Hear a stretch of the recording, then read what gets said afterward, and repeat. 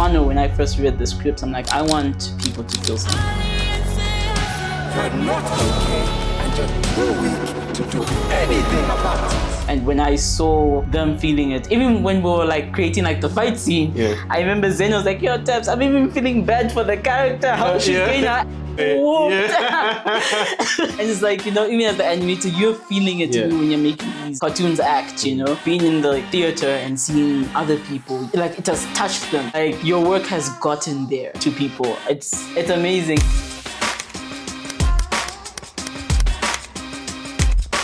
When you prove to yourself that what you're doing is worth it, other people will also get proven, and in that indirectly, your parents will get proven too. The point would be there that what you're doing is bigger than your suit. And you know, just it's bigger than a hobby. That's what I like to say. It's bigger than a hobby. Yeah, it's bigger than a hobby. Doing a lot of things is not bad, but branding, you don't brand a lot of things, you brand one. And obviously pay more attention to that one thing. If you're a graphic designer, right, that's the one thing that you're known for. Your social media stuff should show graphic designer before anything else. And then only when other people now start to be like, oh, so what else are you good? Now you can like... Overloading your brand with too many things at once will have people so confused. And then there you won't even have gigs. And the unfortunate thing, which I'm going to tell the artists, is that we are businesses. As much as we are people, we have our own feelings. Your brand is the business. If you are somebody that wants to take art further, you have to treat yourself like a business. So that's knowing your taxes, that's knowing the logistics around having art done, having art sold, all of these things. Quick one, before we go any further, please remember to like and to subscribe and to share. And I promise to bring you the best and most valuable content. Yes. Hey Tabs, how are you? I'm good, thanks. And you, Marco? I'm good. Good to have you here. Thanks for having me here. Yeah, how's been your day? My day's been alright. By the way, it's our third time taking this. The mics weren't connected at first. I know, it happens. My day was alright, I was resting mostly. Yeah, mostly resting. Yeah. Oh, cool stuff. Yeah, what have you been up to? Today? Or just in general? Yeah, like in general. In general. I've been chilling mostly, I think. So I've been doing some smaller scaled works. I've been writing pitches and playing my PlayStation.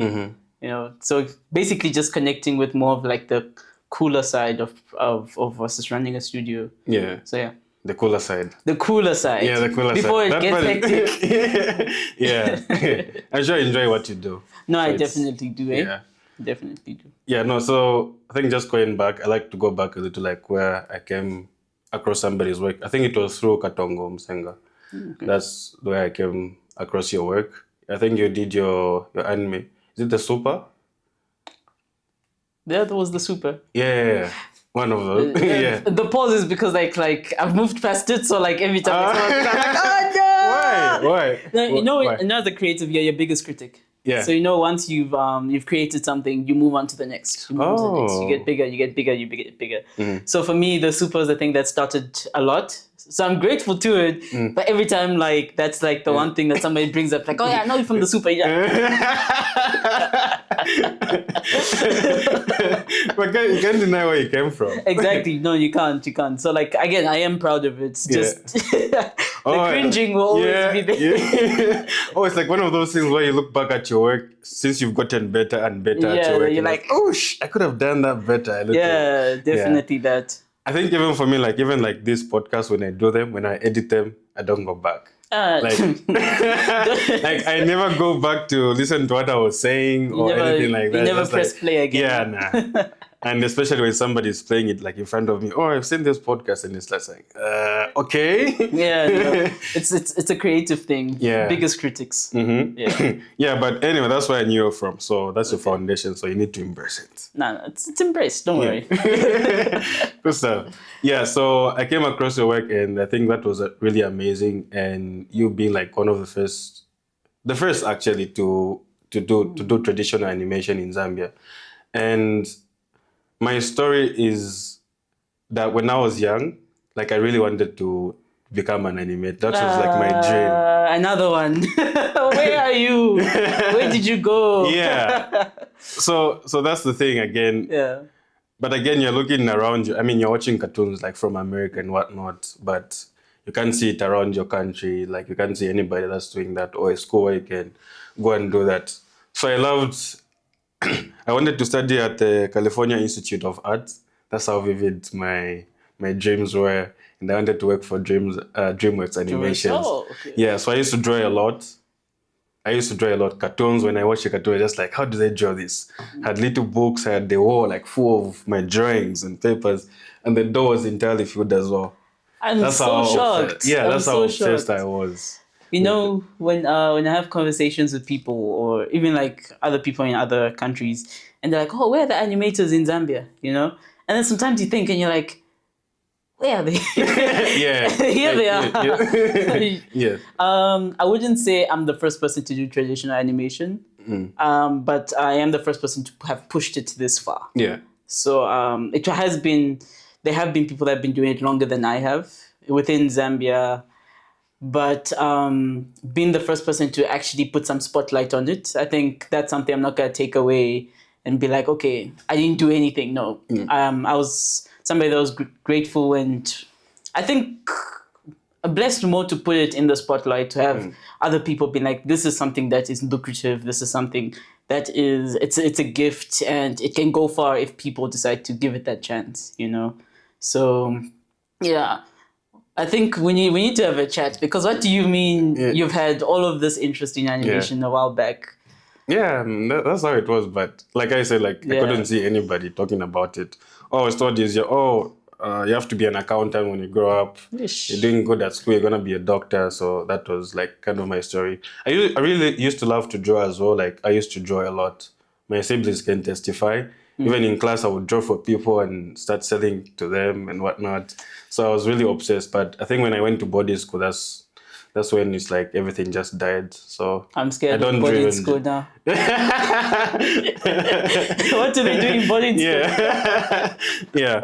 But anyway, this isn't about me. It's more on you now. Unfortunately, because I want to know more. Yeah, one day we're gonna do the opposite. Yeah, no, definitely. Yeah. So, like, we hear from you. Yeah. So how was it like growing up? What were you interested in? I was basically the same story you have. Oh, really? You know, you grow up with, you know, I like to make this joke, popped out of the womb with a pencil. You know, I love drawing. It was something that I did a lot, and I kept wanting to get better and better. I used to draw portraits. I would sell to other people as well. I was called the school artist, so I would win constant competitions, art competitions at school. By 12th grade, I won like first top. I was a top achiever in art. So I did art in high school. So for me, it was just something that I had a huge interest in. All the other grades are in the back seat, but then like art was like my first priority. I also grew up watching lots of anime. So for me, it was like 1 + 1 = 2. This is like another form of art that I like. And yeah, I valued a lot of art growing up, and obviously the people around me, I valued my friends, my family. Yeah. So you didn't grow up in Zambia, right? No, I did not. You were born in South Africa. I was born in Zambia. Zambia. Then by the age of 7 months. Yeah, 7 months. Okay. My family relocated that side, so I grew up mostly there, and I only came to Zambia after my grade 12, which was in 2018, 2019, beginning of 2019. That's when I came. That isn't so far away. Pardon? That isn't so far, like 2018. I know my age is showing. Yeah. So like in the home, like how was it like? Were there people that were interested in that, or it was just you? Like you just in the house? Yeah, like in the house, like. Okay, so majority of my childhood, I grew up with my older sister, who's around 3 years older than me. So we both were artists. She also did art. She was also the top achiever in art in school, but she was more of a painter. And I had no patience. I still do not have patience. So I went around painting. I'm like, I'm only going to paint if I have to paint. Yeah. But I went more graphite and more comics. So we both had the interest, but then being a firstborn wasn't obviously easy enough for her just to be like, oh yeah, I'm going to do art. Yeah. So she went more into the business route, and she liked business, which is something I wish I had done also. Yeah, We'll get into that. Yeah. So she went more in the business route. So she does artworks for fun. But yeah, I think it was just something where we had the talent. And growing up, my older cousins were really good artists. So like I looked up to them. I'm like, yo, I want to surpass this. I want to get there. You know, I want to get to that quality of work. So it has been something that's just been in like the family. So yeah, but not my parents, of course, but in the family, yeah. Did you like used to mess with maybe her colors and whatnot? No. Me and my sister actually, when we were a bit younger, we did fight sometimes. We didn't see eye to eye. Where she would throw away my stuff. But I think after I started entering teenagehood, so around like 12, 13, that's when we started getting along a bit more better. So from then onwards, we became really like close best friends. And now I have 2 other younger siblings who, they both like art. My little sister's actually also really going into the art route as well. So yeah, I think it's just that to be honest, I haven't had that sibling trauma that most people have. You know? Trauma. Yeah. No, true. Yeah. You know, your siblings do crazy things. Yeah. Nah, I think because we are a female, mostly household, so there wasn't extreme cases of like bullying. Yeah. We kind of just got along. Obviously, some rocks here and there, but nothing. Yeah, of course. Nothing traumatic. Nothing traumatic. Yeah, no, that's really good. So how do you think the support was like when growing up? Like, did you like receive support from your parents and your sister to be encouraged in this route, or you were told, okay, this is good, but you gotta do something like in like traditional education, like maybe an accountant or something like that, like doctor? So for me, it was a bit different. So at first, of course, growing up, because again, being young and drawing, you always hear, no, stop. You should pay attention in class, or you should do this. Don't draw all the time. Pay attention to other stuff. You know, because my other grades were mediocre. I was just passing. Yeah. just Yeah, passing. just average, just making Just sure. passing. Unless computers, because I also was very highly into computers. I think that's how now the animation was the best route from there, because drawing plus computers. Yeah. You know. So I was also into computers. So my parents were more supportive of the computers part of it. So they're like, oh no, you should maybe focus more into like going maybe more IT or going heavy into computers than like fully just drawing. But my parents did start supporting me, I think a bit more around 14, 15, 16, when they started seeing, because I remember at church, I was one of the people doing like lyrics on screen. So like every time like I wasn't there, they would tell my mom or tell my parents like, oh, because your daughter's not here, I see things are going wrong. Yeah. She's always on top of things here. She's always like doing these technological things. And from there, that's when my parents started supporting me more, because I started hearing from other people that, you know, your child is talented, your child is talented, your child is talented, you know. So obviously when you start proving to not only yourself, when you prove to yourself that what you're doing is worth it, other people will also get proven, and in that indirectly your parents will get proven too. You know, like the point will be there that what you're doing is bigger than just you. Yeah. Yeah, it's bigger than wasting time. It's bigger than just creative and waste. And you know, it's bigger than a hobby. That's what I want to say. It's bigger than a hobby. Yeah, it's bigger than a hobby. Yeah. Yeah, I think that's the right word. When you reached grade 12, finished high school, what was the conversation like? What was like the conversation, the direction you're going to take from there? So I wanted to go to the animation school. I went specifically the Cape Town branch. I applied. I had my interview immediately. They're just like, "Hey man, you're in." I'm like, "Oh, okay."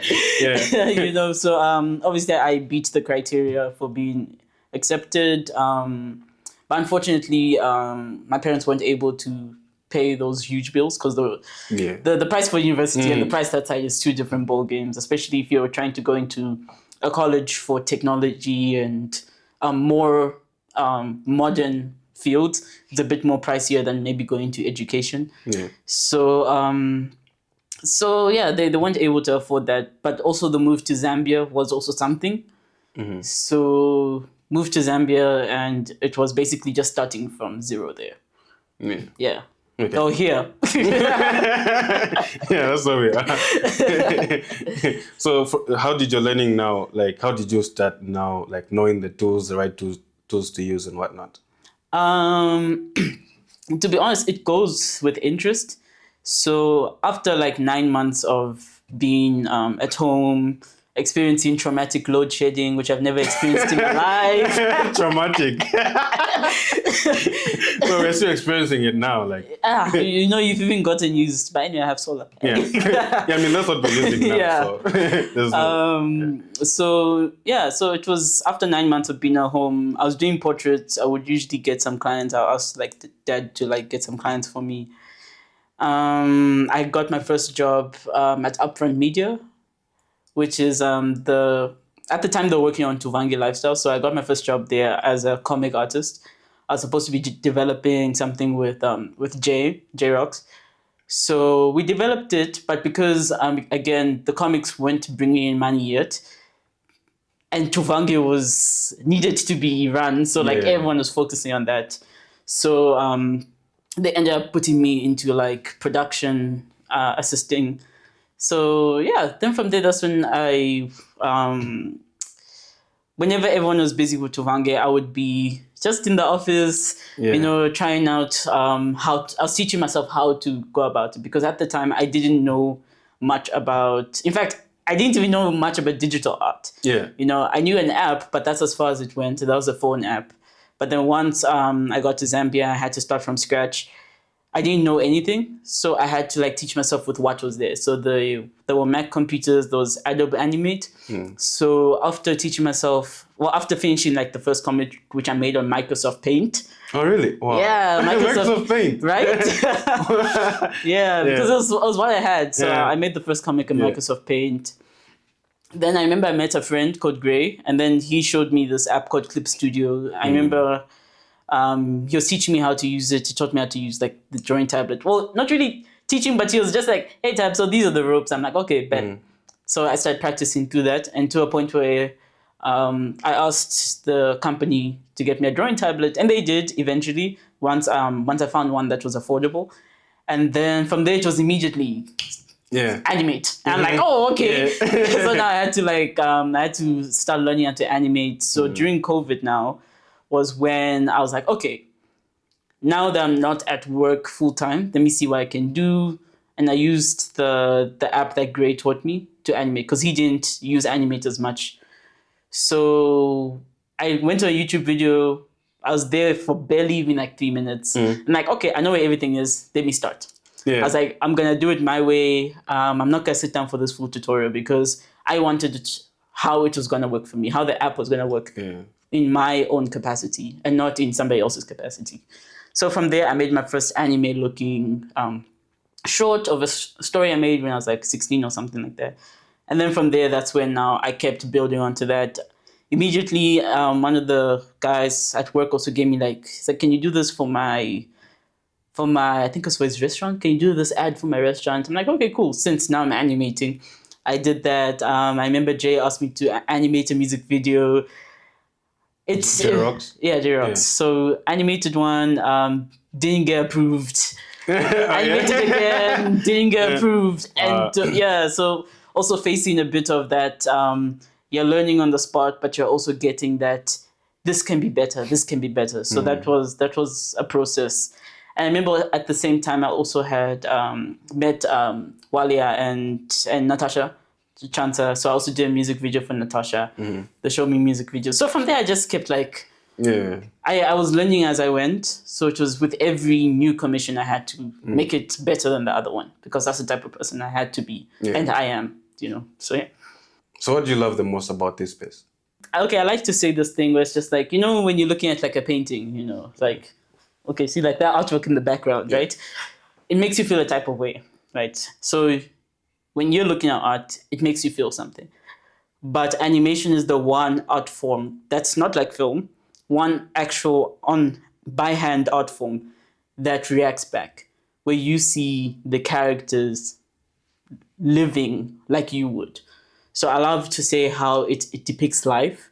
And even as animators, that's what we try to do. We try to depict life. So when you see your ideas from your mind coming into movement, that's like, wow, you know, you can even just cry. You know, so that's one thing I do love. When I say the creative space, I do like that it has a lot of angles and how everything's connected. Because one skill you learn in one place, you can move it to the next.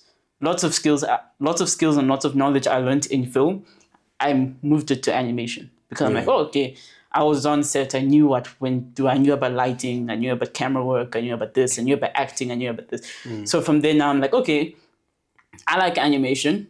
But there's a difference between just drawing and animating and creating film, creating cinematography through animation as a medium and not as a genre.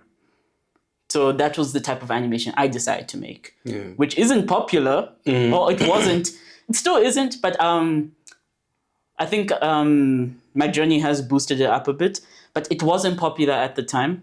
I know whenever I meet guys that have been animating in Zambia for over 10 years, they'll be like, you know, film is something that we want to get into, but because of how unpopular it is, we decided just to do commercial animation, you know.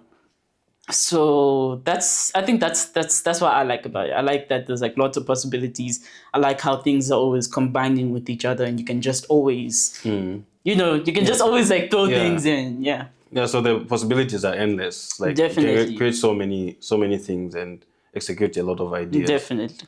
That's like about 6 years ago, something like that. No, wait, is it 2018? That was 2018, 2019. I would say that the time frame of that one is 2020. So that it's 5 years now. Yeah, 5 years. Yeah. Almost 5 years. Almost 5 years. Almost 5 years. Yeah. That's a very like short period of time for you to even like release short films, and that's animation. You're not talking about video. Wow. Yeah. So now, what inspired you from there? Now, of course, you're working with all these other people. What inspired you to now say, okay, let me just master up my own thing, which is Tabproduction? Okay. So because when we're doing the comic with Jay, we wanted to eventually land in animation. So me learning animation was also just to maybe expedite the process. So that, okay, if we just get to animation first, to be easier as something to pitch, you know? Yeah.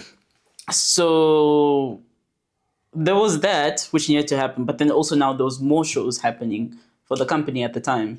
So being on set, you know, you wake up 06, you come back 23, you come back 01. It was nice. I love being on set. It has a special place in my heart. But then for me, it was too much because I'm like, okay, now I'm not able to animate in any time capacity because I'm on set, you know. And as much as I love set, I'm not going to be on set for like 3 months back to back. That's going to take a lot from me trying to animate. So eventually I'm like, okay, I want to animate, so let me just full-time do that, you know. So after finishing at least the second season of Mongoma, I decided to start focusing on Tabproductions. And at that time, FJ had asked me to make a music video for him because we also worked on set together. So he asked me to make one, and I made one. And then from then onwards, it's like, okay, the quality has moved. It's gone better. My quality has moved. It's gone better. That one was approved. Huh? That one was approved. By FJ, yeah. It was approved by FJ. So I remember you even posted it. So yeah, for me, I was like, okay, I like the quality has gotten better. I can always get better, but then this is a stepping stone. Let me move on to the next. So I start moving on to the next. And you find that commissions keep coming in. The more you keep putting yourself out there, the more you keep showing that you're able to do things that other people aren't doing, you know. Until this is what, 2021? 2021. So yeah, I left my job in 2021, around September somewhere there. And then from there, 2020, in that space, I have to think about timelines. Anyway, in that space, I was doing commissions for people. And then 2022, I did jump on another set, which was with My Family Wahala. I loved it. It was a very short. It was a very short shooting span. So we shot for like a month. So then after that, that's when I was like, oh yeah, I want to make something that's finished, polished, you know, new quality, because quality has gone up. And at the time, my fellow animator at the time also felt the same. So we decided to collaborate, and that's what birthed the Super. Initially, the Super was an idea. It was a comic I drew when I was like in grade 4, 2010. Yeah. Wow. So for me, it was like, okay, we're just trying to flex. Because initially, which people don't understand, is us creating that anime replica was just for us to flex. So we didn't care about writing. We didn't care. We just wanted to see if we're able to accomplish something that looks close to what we admire. And the fact that it kind of was getting there, it was the biggest, not only ego boost, but even career boost for us, because it was just like, oh, we're able to make something that could even pass as a Japanese anime, you know? It's still a bit off, but we'll get there. But then this was our first stepping stone because it's finished, it's polished. And I also got to learn a lot about production on my own because as sitting in the producer role, I had to, you know, pay for things. I had to cast the people. I had to make sure production's being put on time. I had to do lots of PR of it. That's why it was like Tab Production Presents, because I was like trying to do lots of PR, not only just for the anime itself, but for Tab Productions as a company, for a rebrand of Tab Productions, you know. So yeah, that's how it kind of led to that. So that's 2022. So I would say in my animation space, not everything, but lots of things you would learn in like animation school, creating the Super was like that for me, because it's like I had to learn from scratch how to fully produce something. It was 6 months. You're not getting paid. You're using whatever gig money you've had to survive these 6 months. So yeah, it was just a constant of, I just want to see this come through. I just want to see this come through. And obviously I wasn't shy about what I was working on. So I would tell people like, oh, I'm working on this. And eventually that's what landed into the documentary. So how many people are like working on it, like drawing, animating, that side of things? Funny enough that you've asked this. Initially we were supposed to be 4. But Gray already dismissed himself. He said, hey, he can offer assistance, but he's not able to fully help. So he stepped away. I'm like, okay, cool. There was also another animator, M. Jason. He did 1 or 2 cuts as well, but he wasn't communicating as much as we had liked to, so he was barely on the project as well. So it was mostly between me and Kende. Who really had to who were busy bouncing back the growth and the ideas and getting this to where it was eventually. Sounds like a lot of work.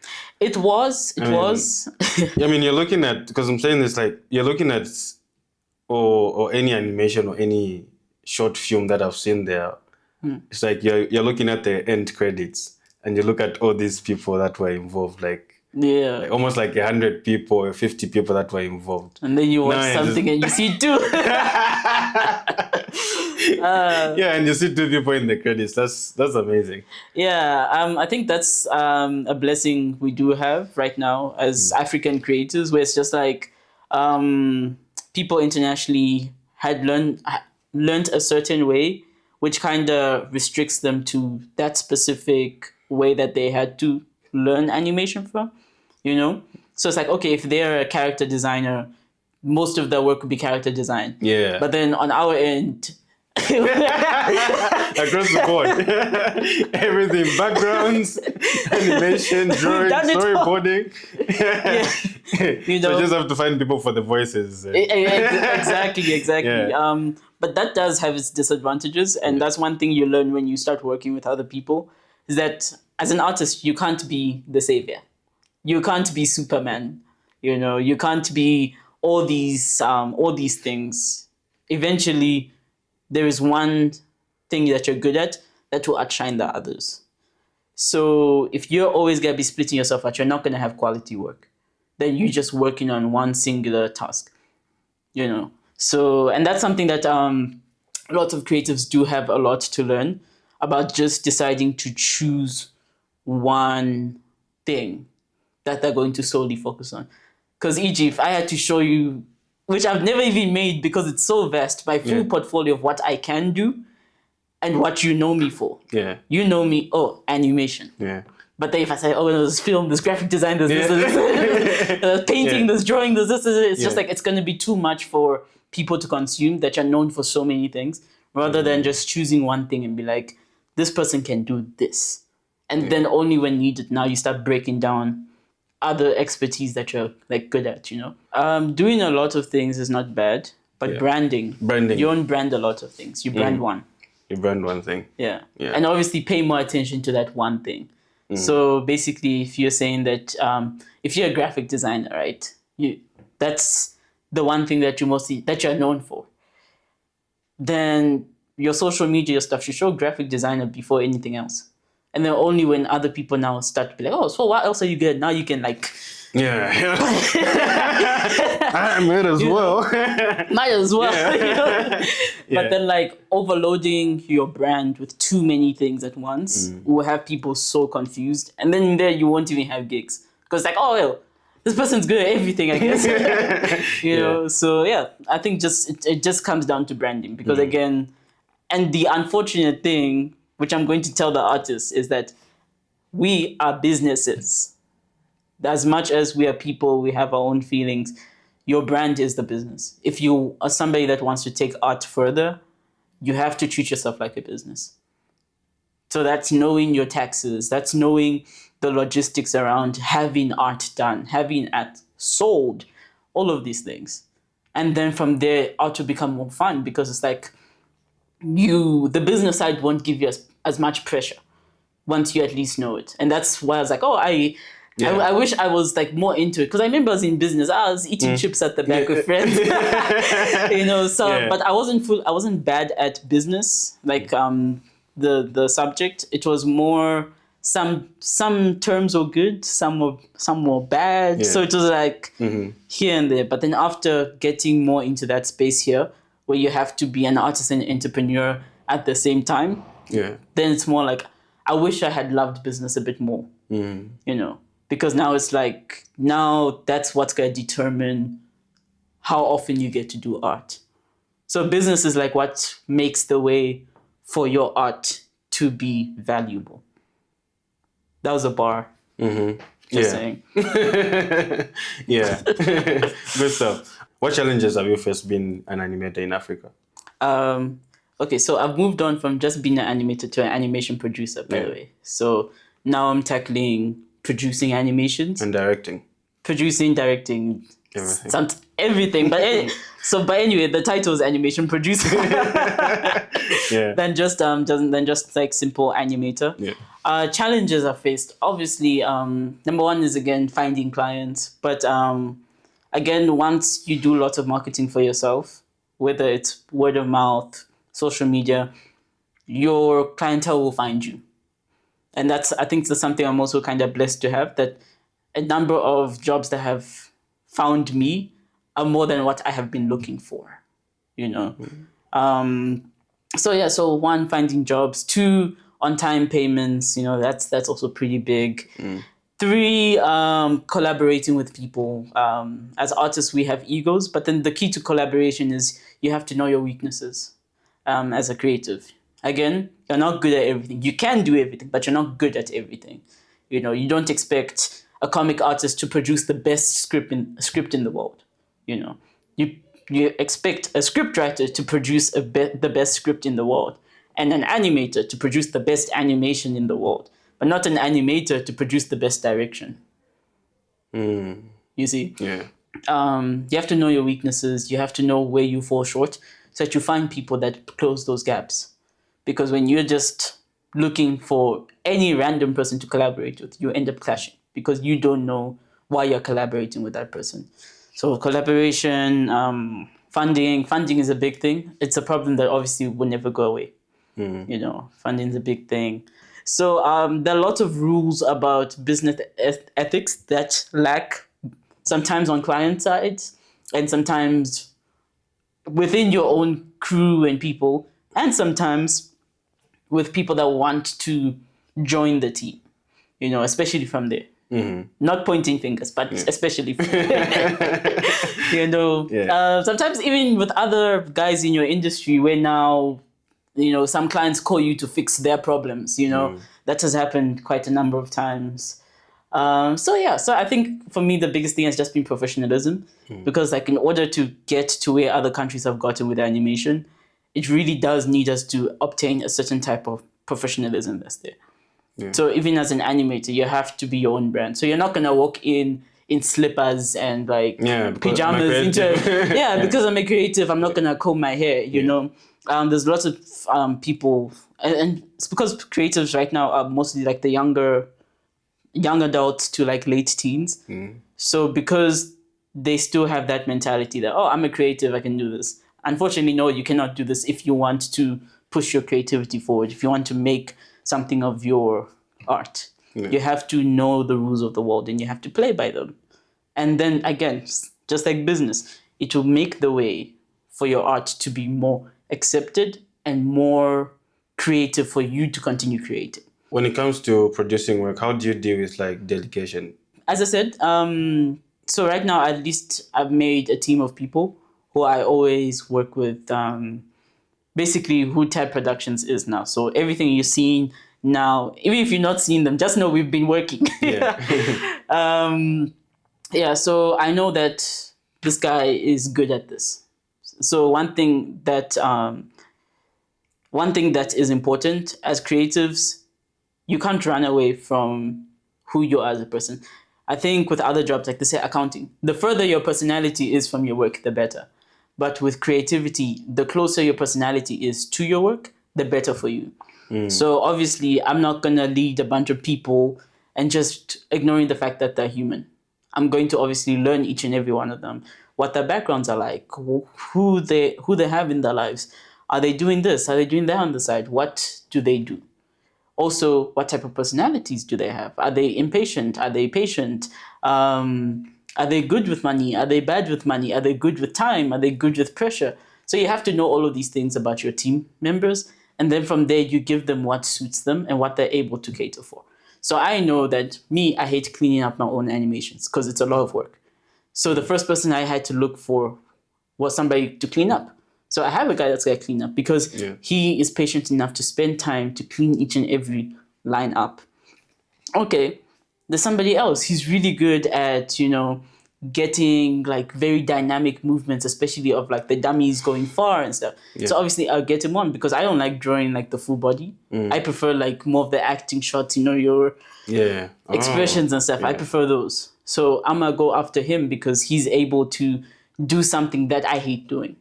Okay, backgrounds. I loathe. I can do it. I hate them. I will obviously look for someone to do my backgrounds because if I am to spend time trying to perfect the background, I'm going to lose time. So instead of me trying to get better backgrounds, I'd rather just hire someone who can do backgrounds. Boom, better. I have someone who helps me with logistics. So when I'm feeling overwhelmed in all the paperwork, she will come on board and, she's basically like the bad cop. She'll be like, okay, this is good, this is bad. Have you read this properly? This is this. Yeah. So I also have someone to help with the business side. So it's that. Times where I'm feeling a bit overwhelmed, maybe I have somebody else to handle HR. Like, okay, can you speak to this person for me? Can you speak to that person for me? So being able to see where you lack as a person, and then from there, that's when now you start delegating. Yeah, I like the term that you use, know your weaknesses. You have to know your weaknesses. Yeah. Know your weaknesses, and then it will be easier for you to find the people to fill in those. Because if you keep lying to yourself, I'm Superman, you get nowhere. And there are lots of, unfortunately, it's a lot of stuff in most male creatives where it's like, I'm Superman, So it's just like, you make one film every 10 years with that attitude. So you're better off being real with yourself, being real with the people you want to work for you, and seeing them as human, seeing your clients as human too, seeing yourself as human, and also just being patient with the whole game. As much as I'm someone that likes patience, being a CEO and being animation producer has taught me how to be patient when it's time for work. Tabs, this is called Do It. So here we don't just talk.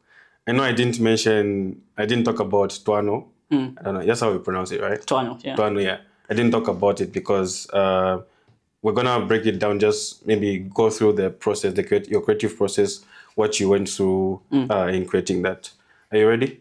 Of course, pain. All right, let's get into it.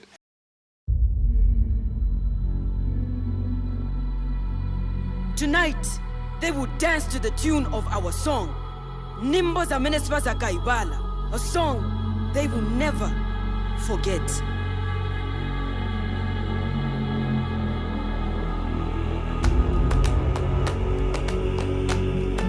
Ukane kusomelezya masusu ya kale kuti yakunangire madazi ya sono. I'm in no mood to dance.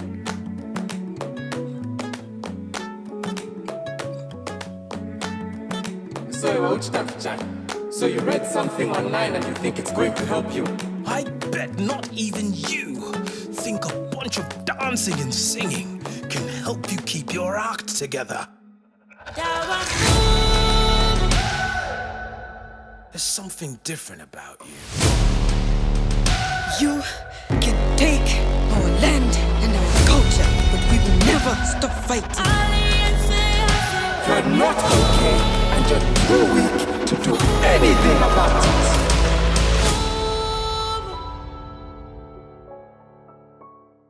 What inspired Twaano? What inspired Twaano? Okay, so Twaano was a collaborative between Tabproduction Studios and Color Culture. Color Culture handled a lot of the writing and the concept design. Then we handled execution. So the best person to just speak to about inspiration for Twaano is Mosenga. Yeah. All we did was just basically bring it to life. But obviously it was something that I did fall in love with the stories. I was like, okay, this is something I want to see happen. Yeah. So I would rather speak about how this all started. So how this started is that when we were celebrating the Al Jazeera documentary, which was sometime in July in 2023. Or last 2023, yeah. Time has flown, eh? Yeah.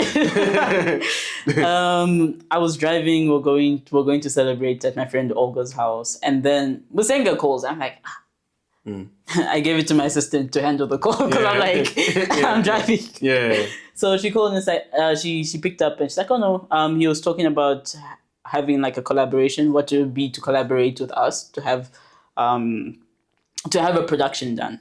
So me talking about the process is also for anyone that does want to collaborate. This is how to get through it. So the initial idea wanted an anthology, three short stories into like one thing. So he had pitched that to me briefly, and he said that he's looking to have this funded. So would you be interested in like producing this? I'm like, definitely. Yeah. You know, as long as, again, you come with how you want this to be funded and everything, and then we'll be able to collaborate with him to get it produced. So when he called, he was like, oh yeah, we're able to find funding for this. We got accepted by HIVOS to bring this to life. I'm like, oh, okay, cool.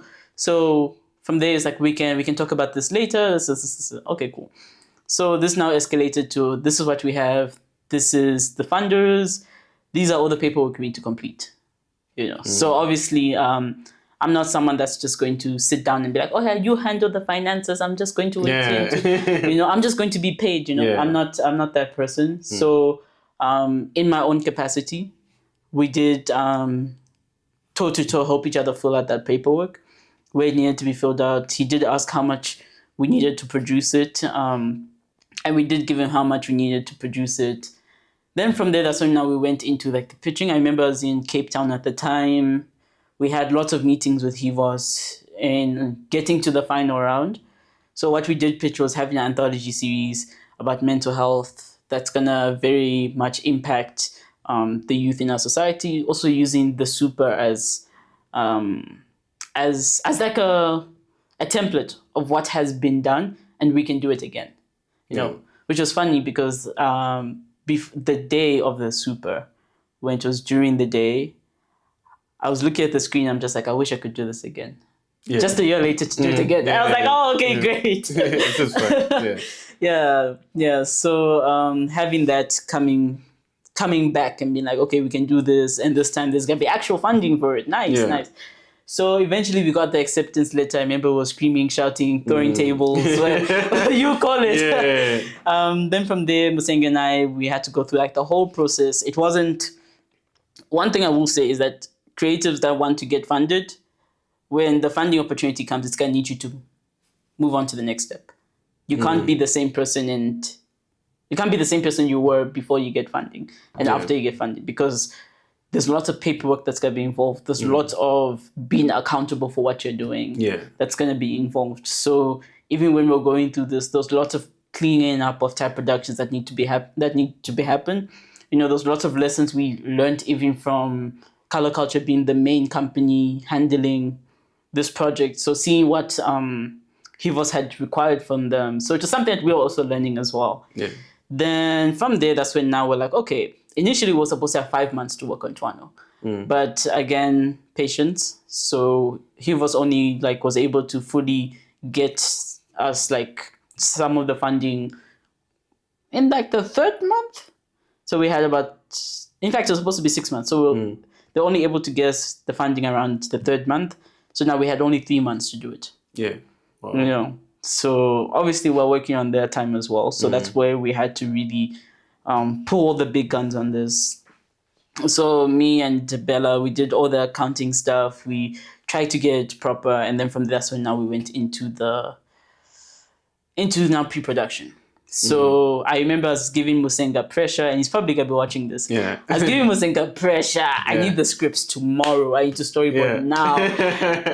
He wrote the scripts around 03. He's busy writing scripts, having this done as soon as possible. So I did, as much as obviously no collaboration's perfect, we did have our clashes, but seeing that he was able to rise to the task to giving us what we needed in order to produce this was definitely on point. And as the director, obviously I had my notes. I'm like, okay, so what's the reason for this? What's the reason for this in this? Yeah. I prefer her to do so there's lots of that. And then from there I also had to storyboard because funding looks big until you actually start tackling production. You're like, oh, okay, it's really not that much. So I had to do a number of work myself. So storyboard, I loved the storyboard, to be honest. If I had to show you what we had planned for the thing to look like, man, I wish we had more time. Yeah. But anyway, so I did the storyboarding. I had to do it within 3 days because of time. Then from there, casted the people. Majority, I left casting to mostly Musenga to do, so that at least we balance out the workload. So he casted the people. I'm like, okay, I approve. How this works, because again, at the time we didn't have a physical place to meet. I was working on this stuff from my mom's house. Yeah. So anyone that has worked with Tab Productions knows that they've come to my mom's house. So from there, we created a group chat where the voice actors are all together. They're talking. They're basically practicing via voice notes, because I prefer, we're not gonna waste time say, oh no, this is when practice would be. It's rather we do it there and there. You know, so group chat, they were practicing. I'm like, okay, I like this, cool. That's when now we went on to the key animation, which I handled. So at least directing it, putting all the characters in their positions. At the same time, the background artist was working on the backgrounds. At the same time, I had reached out to Trina South for the soundtrack. Legend Sound was handling the sound engineering. That's masterpiece, that godly masterpiece sound engineering for Twaano. So he was handling that. So while I was doing the key animations and stuff, he created the theme song. Then I'm like, okay, I like this. Then I gave it to Trina. Within 2 hours, she sent me what she had. And I was just like, perfect. I'm someone that believes your first idea is the best. You know, don't overthink. Don't wait until, oh no, this could be better. If you're gonna do that, you're gonna waste time. You're not gonna produce anything. Again, you'll be making a film every 10 years. You know, so the first beat he sent, I didn't like it. Then the second one he sent, I was like, okay, I like this. Cool. Sent it to Trina. Immediately when she wrote on it, I'm like, perfect, I want this. Then from there, obviously I sent her a few funds to go get it recorded and things like that. I remember I had to even go fetch it via like a hard drive. And from there, yeah, that's how we went through. Then I went into the key animations. So the key animations. Key animations. So basically, I have to. Okay, so you know when someone's moving, right? Yeah. Let's say if you want to throw a ball, or am I allowed to play with the props? Yeah. Okay. Of course. So let's say this is your movement, right? Yeah. So your key animation, first of all, would be your hand touching this. This is one picture. Yeah. This is another picture. Yeah, that's the final. And then this is your final movement because it has to go back down. Okay. You know? So 1, 2, 3. That's key animations. So it's the one that shows your main movements of how the character needs to go. So at least you have a good idea. So if throwing a ball to be 1, 2, 3, you know? Yeah. So those are like the key poses, key animation. From there, we went into, I remember also, I skipped character design. We also had to design characters. How it worked is that every time we designed a character, I would send you in the group chat. We had 3 options. Then we all had to like nominate, okay, this is the character we'll go for. Cool. This is the one, cool. So we did that with like the main characters. And then after the key poses, that's when I started working into more the in-between. So in-between is now the in-between images that make up for the keys. Yeah. So the key animations are chunky, right? Yeah, they're chunky. So it's just the... Yeah. And then in-betweens help it become smoother. Because now each and every frame is being shown. Yeah. So from there we moved on into that. I remember Zeno, my other animator, was also working on... I instructed the fight scene to him because like I really want to do the fight scene. I'm like, bet. You know, I'm not someone that likes. I like very calm animation. You know, I like depicting the life. So when it comes to like the flashy fighting stuff, I can do them, but I won't do them. I'll prefer somebody else who has a passion for that to do that. So he directed the fight scene. Yeah. I was just watching that. It was pretty good. Yeah. I gave him obviously like the key elements of what I wanted. So with the storyboard, I'm like, okay, I want a shot something like this. I want a shot something like this. And then from there, he just directed it the way he wanted it. And I'm like, I bet I like it. You know? Yeah. And then from there, it went to cleaning. To be honest, I would say the biggest MVP was Clement, who's the guy that cleans up the animation. So that's now all the rough sketches. Now somebody goes over and like clean lines. The fact that he was able to clean up, because Twaano was about almost 15 minutes of animation on his own in 2 months. That is... It took him 2 months to clean it up. It's not even 2 months, because like 2 months is the whole production of Twaano that we had. 2 months? Yeah. Wow. So we were working like, hey, we were working. All I'll say is that's that like every day of footage. That's literally every day. Yeah. You know, so we were working hard on it. So he took he cleaned it up within the time, and hey, to be honest, and the fact that everything was smooth, because that's one critical part of animation, that your cleanup lines have to look at least close to your rough. Because sometimes rough lines look great in movement, and then your cleanup looks junky, you know. Oh, I see. So he was the MVP. He handled his own. Everyone on the project handled their own. I think also Bella was also quite an MVP, because where we were being creatives, she was able to like help out with the paperwork, help out with the reporting. I know she was doing heavily on the reporting, because that was important to give back to Hivos, making sure that we report what we've been doing, making sure it's accurate, making sure the financials are matching. How you've spent the money is how you're supposed to spend the money. If you tweak it, it will end up delaying the payment, which happened a few times where payment was delayed because there were some errors, which I fought Musenga about, but it's fine. We're good now. So then it went on to I did obviously the final touches of the animation. So that's like shadows, lighting, effects. I know my friend Josh also helped out on some of the effects. He even did like one scene on his own, which I'm like, hey, let's go. You know, growth, you know. When you see someone has started a certain way, then now they're on this project. It's their first film, by the way. For me, it's like, I did the super, so I've felt this before. So for them, it was their first time. A number of these guys have never done something like this. So them being able to hold their own was pretty great. At the same time, I was also on another production. Yeah. So I had to manage doing Twaano, a lot of roles of Twaano of myself. And I was also on, I don't know if you, Kuda, creator of Mutupo from Zimbabwe. He was also handling a film at the time. It had like 4 times the budget than Twaano, so it was a bit more. So I was also on his project as an animator. Yeah. So I had to give the best of my animation on that project at the same time handle Twaano. Yeah. So in those 2 months, because I was still also working on that. So I was doing both. Yeah. And he's just like, Tabs, how are you able to send me work on time when you're working on a full film on your own, you know?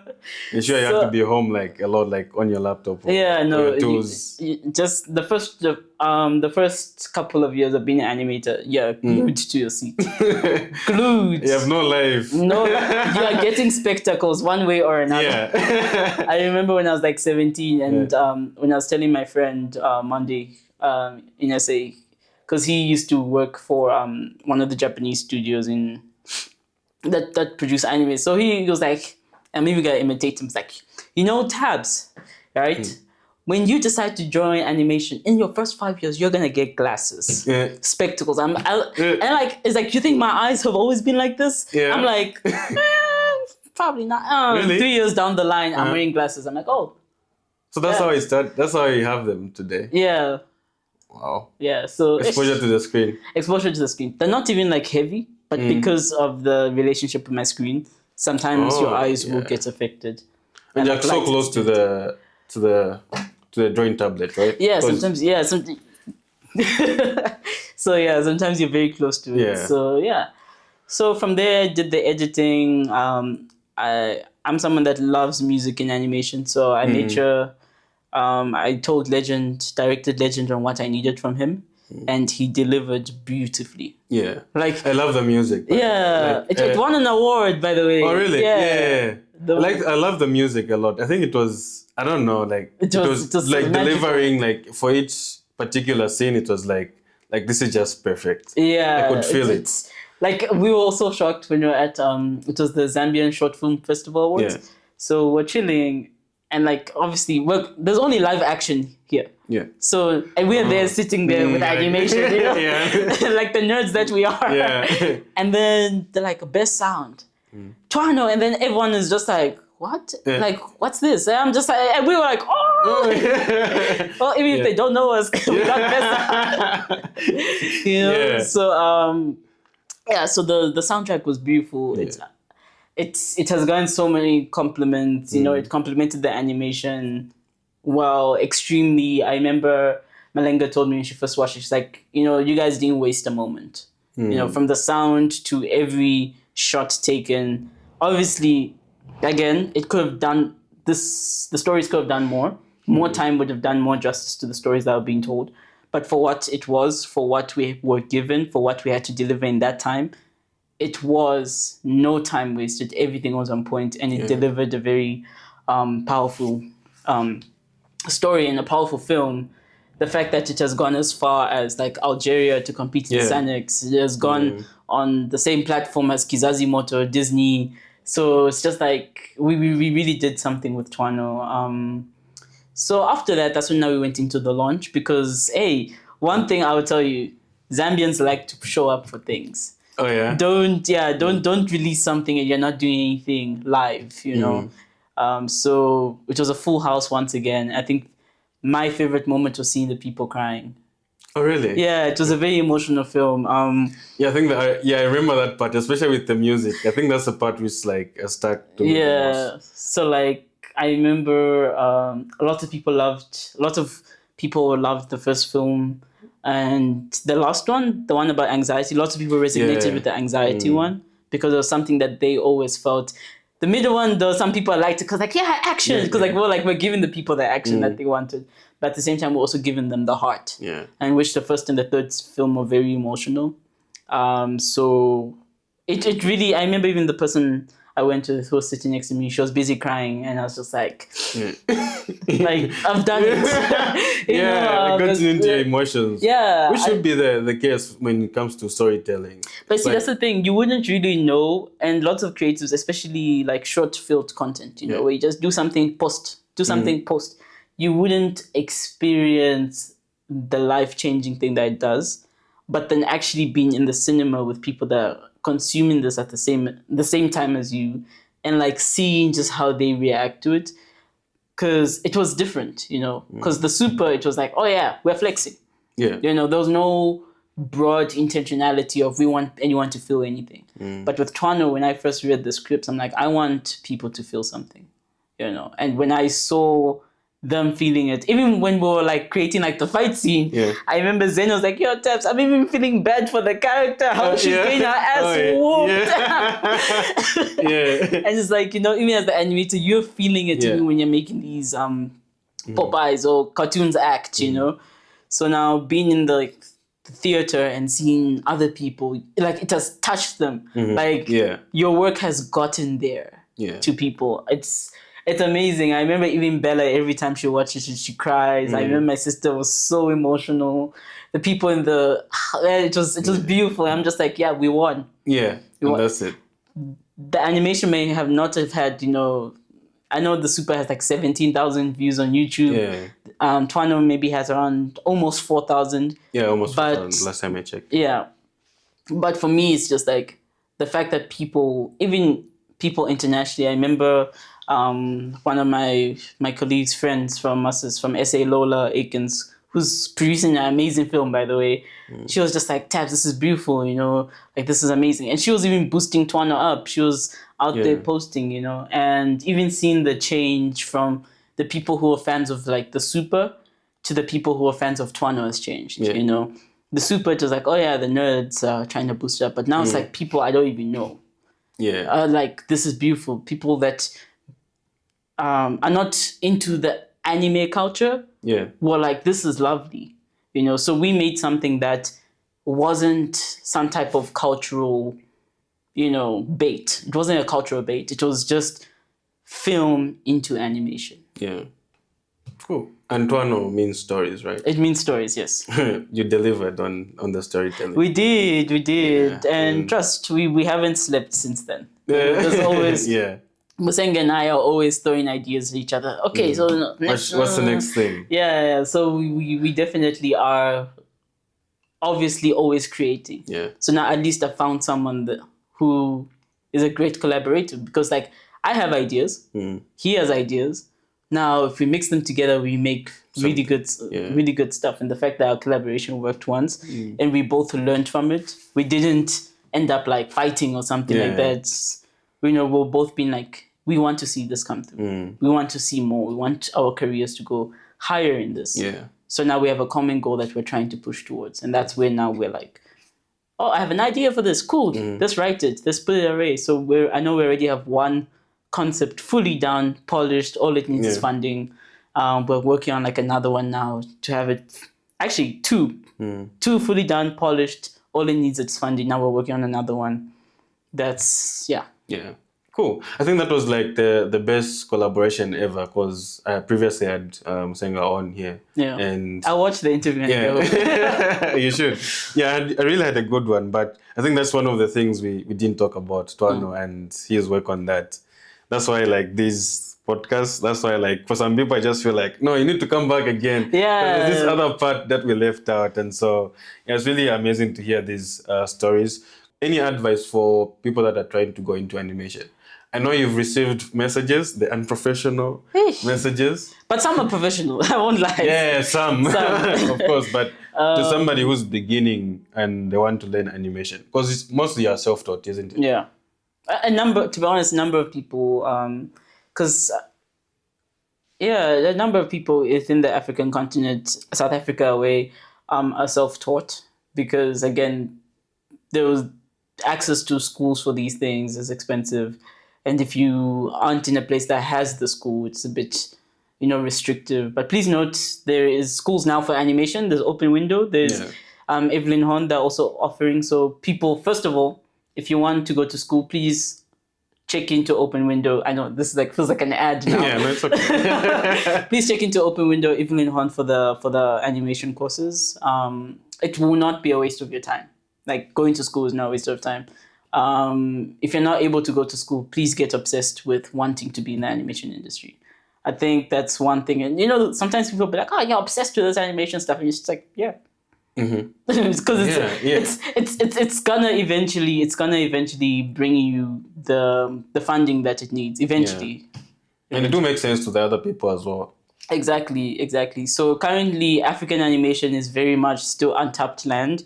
This is when it's getting some spotlight. There's some really good shows that are coming out and have come out from Africa.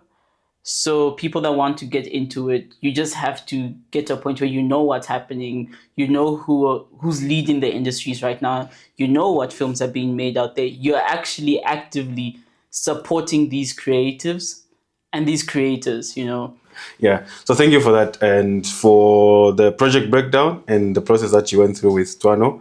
And now just to wrap it up, it's time for the rapid fire questions. Okay. Yeah. Are you ready? Let's go. Favorite animation of all time?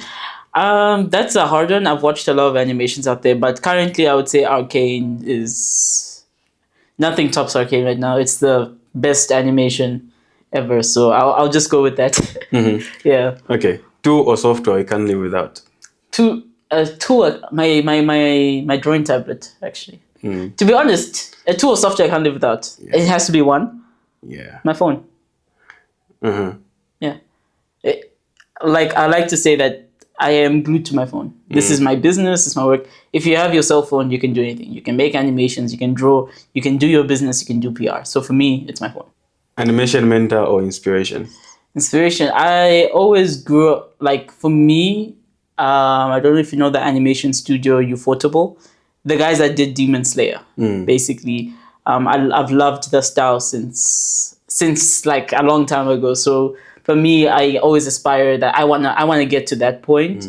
Mentors, I think I've picked up so many mentors in the last 4-5 years. But again, I really appreciate Nozipo van der Braak for everything, to be honest. So I'll say right now, I take lots of inspiration from her. Yeah. Chocolate Tribe is 10 years old. So seeing what she's done in 10 years, I'm just like, dang. Yeah. So yeah. Cool. One word to describe your animation style. My animation style, ooh, how to describe it? One word. Soft. Soft. Yeah. Nice. Dream collaboration. Dream collaboration. Hey, to be honest, I love to collaborate. To be honest, what I want right now, I want to assemble the Avengers. Do you know what that means? No, say it. I wanted to So say my dream collaboration right now is there are, again, very talented people I've met crossing borders. I can name even a bunch of them who are doing things, amazing things, still within my league of people. I would love for us to all collaborate on a project using our strengths. Obviously, that will need funding. That will need funding. So after the funding, then you assemble the Avengers, making sure you're able to pay everyone their worth. So that's my dream collaboration right now. Amazing. Yeah. Tabs, thank you so much. Where can people find you? Online, of course. Online, if I answer. I'm kidding. But answering is hard, especially because there's lots of things to be done as an entrepreneur. So if I do not answer, please bear with me. Online, I'm literally Googleable, Tabitha Mwale or Tabs Kun or Tab Productions, but please search Tab Productions instead. Zambian anime, you'll be able to find the super and the documentary, which will lead you to the other documentary, which will lead you which will lead you to our page eventually. Please contact via email. Any exciting project that you're working on that you would like to talk about, or you would rather not?